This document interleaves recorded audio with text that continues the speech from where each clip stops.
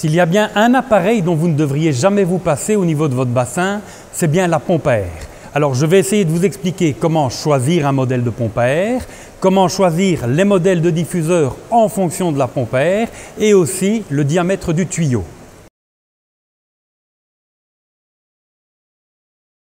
Alors la pompe à air va se choisir en fonction du volume de votre bassin. Si vous avez un bassin de 10 mètres cubes, vous devez compter plus ou moins 10 litres par minute. Donc on compte 1 litre par minute par mètre cube d'eau.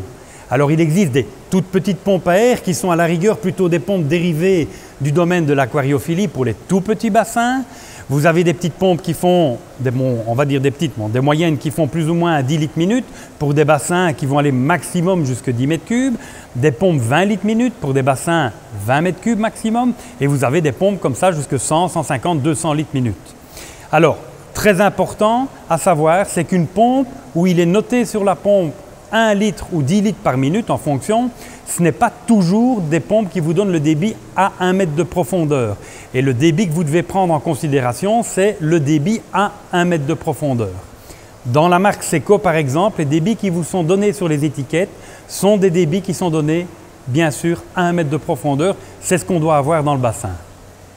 Bien sûr, la pompe à air ne se place pas dans l'étang. Ce n'est pas un appareil étanche. La pompe à air se place au bord du bassin ou à proximité du bassin. Alors, beaucoup de pompes sont très sensibles à l'humidité, surtout dans les petits modèles comme celle-ci. Ça doit impérativement se trouver à l'abri de la pluie complète, voire dans un abri de jardin. Les modèles qui sont ici, eux, supportent d'avoir même de la pluie dessus.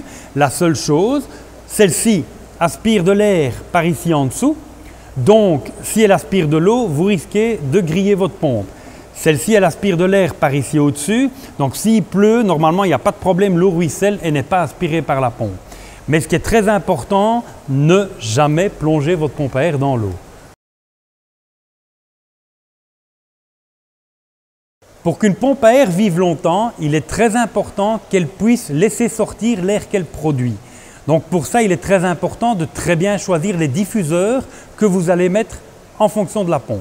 Alors, il existe dans le commerce différents types de diffuseurs de débits différents. Ceux-ci, par exemple, vont faire 2-3 litres minute, celui-là, de l'ordre de 4. Alors, vous avez des plus grands qui font 10-15 litres minute et des beaucoup plus gros qui font 20 litres minute. Alors, bien sûr, sur une pompe qui fait 10 litres minute, par exemple, on va choisir soit 3 petits diffuseurs comme ça, soit un gros comme celui-ci. Sur la toute petite pompe, un petit diffuseur comme celui-là va être suffisant. Par contre, sur une pompe qui fait 20 litres minute, si vous mettez 1, 2, voire 3 petits diffuseurs comme ceci, on n'arrive jamais qu'à maximum 10 litres minute alors que la pompe fait 20 litres minute. Donc, vous allez forcer. Donc, très important, soit on y met 2 diffuseurs comme celui-ci qui vont faire 10-15 litres minute, soit un grand disque de 20 litres minute. Alors bien sûr, en fonction du choix des diffuseurs et du choix de la pompe, il y a entre les deux un tuyau à mettre. Il est très important aussi que le tuyau ne freine pas la pompe. Vous n'allez jamais aller mettre un tuyau de 4-6 mm comme celui-ci sur une pompe de 20 litres minute.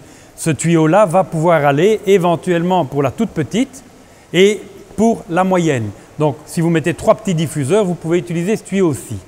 Par contre, si vous travaillez avec des gros diffuseurs, impérativement, vous travaillez avec du tuyau 9-12, donc d'une plus grosse section, parce que les gens ne s'imaginent pas la perte de charge qu'on a dans des tuyaux. Donc quand vous travaillez avec des gros tuyaux et que vous avez plusieurs diffuseurs, il existe des robinets multivoies où vous pouvez mettre 1, 2, 3, voire 4 diffuseurs. Si vous ne mettez que 2 diffuseurs sur une pompe, éventuellement de 60 litres minute, et vous avez mis 2 diffuseurs de 20 litres, donc vous n'avez que 40 litres minute de diffuseurs. Éventuellement, pour ne pas freiner la pompe, ce que vous faites, vous laissez un robinet ouvert à l'air libre. Et ceci, la même chose pour les petits tuyaux. Si vous ne mettez pas assez de diffuseurs, laissez toujours un peu d'air libre sortir pour que la pompe ne force jamais. Un problème fréquent qui se pose quand on met des diffuseurs dans son bassin, c'est que comme le tuyau est rempli d'air, bien sûr, il va avoir tendance à flotter à la surface du bassin.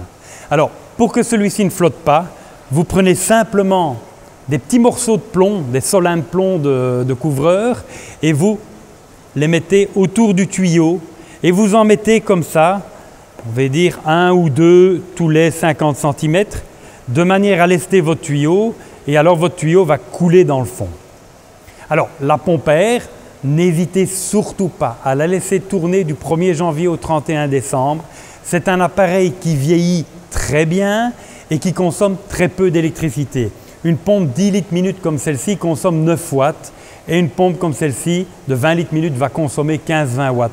Donc ça ne vous coûtera vraiment pas grand-chose en énergie et par contre ça garantira toujours un taux d'oxygène suffisant dans votre bassin. Merci pour votre attention et j'espère que mes petits conseils vont vous être utiles. Alors à savoir que dans de prochaines séquences, je vais vous expliquer comment entretenir ces pompes à air et surtout comment changer les diaphragmes et les soupapes de ces modèles-là. Chou, il y a des nénuphars dans la baignoire, c'est normal? Oui, je reviens de chez Aquiflore et avant de creuser notre étang, je teste tout. Tu vois, là, les plantes, la pompe, le filtre. Et les poissons dans l'évier, c'est un test aussi? Ouais, c'est génial. Rendez-vous chez Aquiflore à Nœud-de-Bay, dans la plus grande jardinerie aquatique de Wallonie. Découvrez un large choix de plantes, de poissons et de matériel pour votre étang et votre jardin. Ouvert du mardi au dimanche et jours fériés de 10 à 18 h.